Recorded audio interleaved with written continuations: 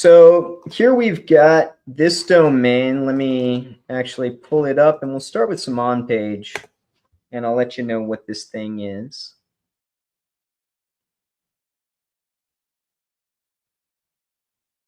All right, it looks like a fashion company, basically. Nice looking website. If I get an indication of how many pages it has indexed, or at least, since we can't get actual data, how many pages worth of indexation it's got, and it's over 10. So we know we've got a healthy site here. You do that by doing site : the website, which used to give you the exact number of index pages, but now you can get an indication just by going to the bottom of the page, the SERPs page, and seeing how many pages it's got. So yeah, overall, they've got talk to a real person with a phone number. In the footer, everything looks good.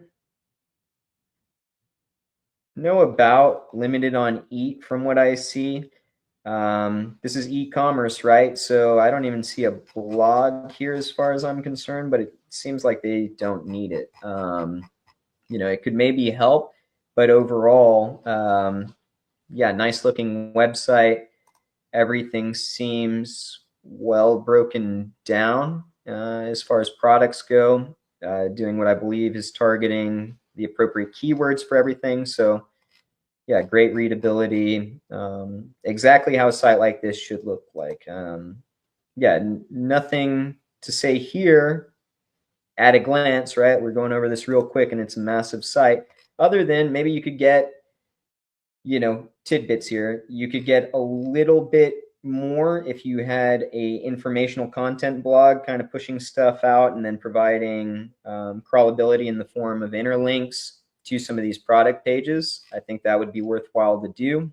And then I would probably get some EEAT going a little bit better here, as I don't see a contact page or an address or any kind of, about us or anything like that. So, those things I think from on-page standpoint, just at a glance, would be stuff that would be advantageous to just pursue and not take all that much effort. But outside of that, website looks really good and healthy. If we look over at this graph though, performance, especially as far as organic traffic, it looks like it got popped in January or maybe even a little bit in December during that algo update. So we got some stuff to look over, but I don't think it's going to be, a result of your on-page values, though those things I mentioned could definitely help.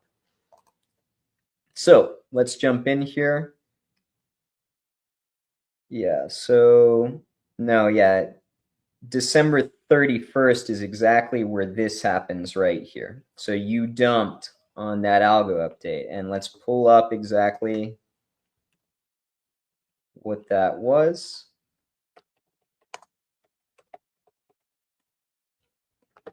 So you guys can get an indication of what it's asking for.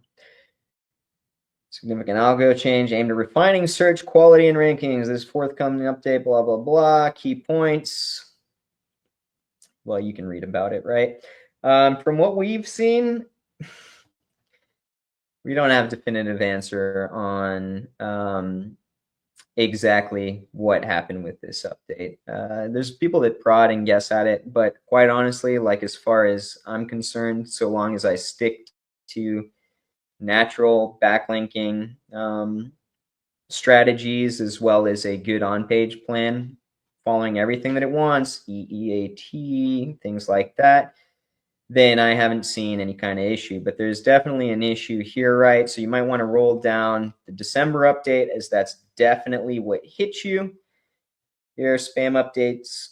The target sites that don't follow the webmaster guidelines. Sites impacted by these updates may be seeking short-term gains while ignoring best practices. This update was completed December 26th. That is according to Ahrefs. It's a beauty of just getting in there, but I cannot show you this stuff right now as it's got client info in it. All right, so boom.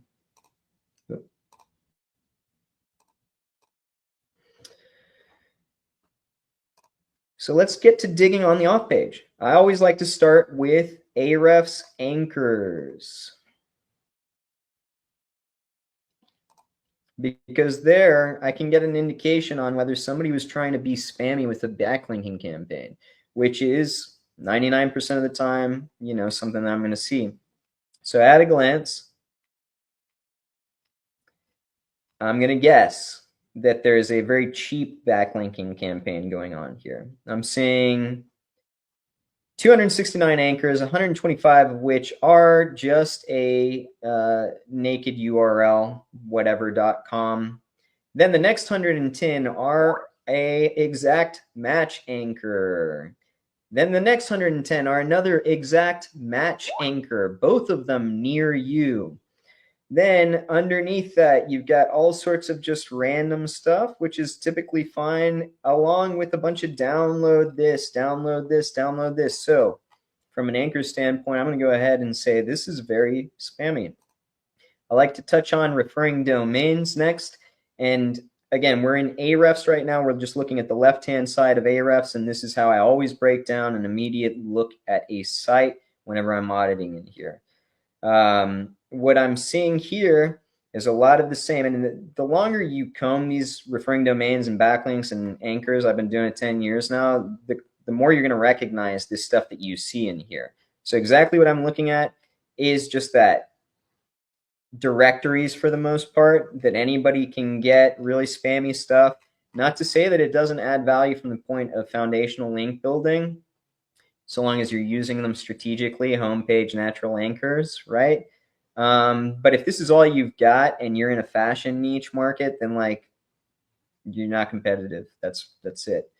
So now we'll go into backlinks, and I'll have a quick comb at some of these.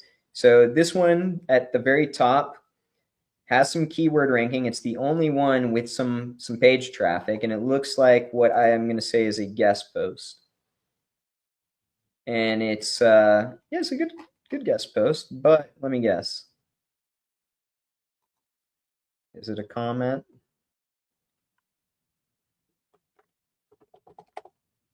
No. All right. Yeah. So you've got a really nice guest post here. It's in fashion niche. That's a solid one. And then everything after that is all more spammy directory kind of stuff, right? So like from a backlinking point, yeah, this thing is, you don't have much here. You've got really low quality spam, and what I can see, maybe a handful of decent guest posts. And even then, I'm not sure how decent.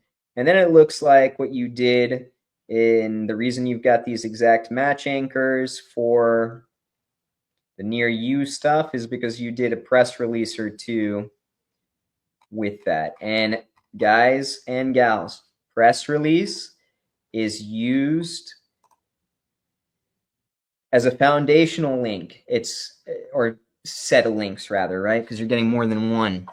But they get syndicated. It's all going to be the same content. It's all really just for the purpose of typically, now you can get away with it different ways, but as a beginner, don't worry about that. Just homepage, naked or branded anchor. Okay, keep it simple. I don't really have to guess too hard at why you got popped in December. It's because of this backlink quality and because of the anchor text profile. What you're going to want to do from here. Personally, I'm not the disavow camp person. I can't tell you the last time I did one. What I like to do is still, you're still popping here a little bit, like there's still some prodding going on. I would probably go ahead and I'd get a blog going on this site and get some informational content and try attacking some low-hanging fruit keywords, since the rest of the site is already based in fashion, right? For fashion. And then interlink to my products. And as I'm doing that, I'm going to get authority backlinks. And again, I'm a backlink vendor, but you can find them at different places, right? I just know the quality of mine. So we're staying off some of these other places where we know we can get cheap links, right? And we're getting guest posts that come from outreach, not link farms, okay? And we're going to prod, specifically with niche edits and guest posts, for the next couple of months. With a new content plan, I would go ahead and update the website, get some EEAT going and the other things that I said, and then I would get a high quality backlink campaign going to this website, direct to the homepage, natural anchors, nothing spammy. If that gets this reviving, because you didn't really have that much traffic before, right? Like it wasn't doing amazing. This isn't a huge drop. But if you can revive it just doing that in the next 2-3 months, then that's great. You can continue on with that plan and then keep things rolling. Right now, my guess is you've stayed stagnant with the link building for the most part, and then maybe stagnant with the content, since it looks like, it's basically just an e-com store and, nothing else going on there. So I would do those things. I would see if I could get this graph popping back up. And if I can do that, then I would continue on that path. If you can't get this thing popping up, you've got two options. You can restart fresh, or you can try and disavow. And that's why, it sucks. I said it earlier on stream. It sucks when you try and take an easy access route from the beginning, because at that point, when you hit here, it's literally back to square one. If not back to square, like some negative square, because ultimately then you've got to audit and prod at what's going to work to get you out of the hole, versus if you start proper from the get-go, you don't have this anxiety later on. So prod at it with quality links and a new approach to your on page, and see what it does. If it doesn't come back, then rebuild the site on a new URL and get going. It's not that huge a loss, because you had 1.5K keywords or whatever, but 120 traffic coming from that isn't making you all that much money, I wouldn't think. Or you keep this one alive and prod, and hopefully you can get it back. A lot of websites, this will be seen as, the current backlink profile will be seen as spam and ignored as you clean things up with the new stuff. So yeah, hope that helps with this particular site audit. And yeah, no new. Hey everybody, thanks for watching. If you found this helpful, make sure to give us a like, drop a comment, subscribe, so you don't miss out on any future SEO insights. And hey, if you're serious about your rankings, head over to SirLinksalot.co, check out our premium link building services, guides, and free SEO tools. See you next time.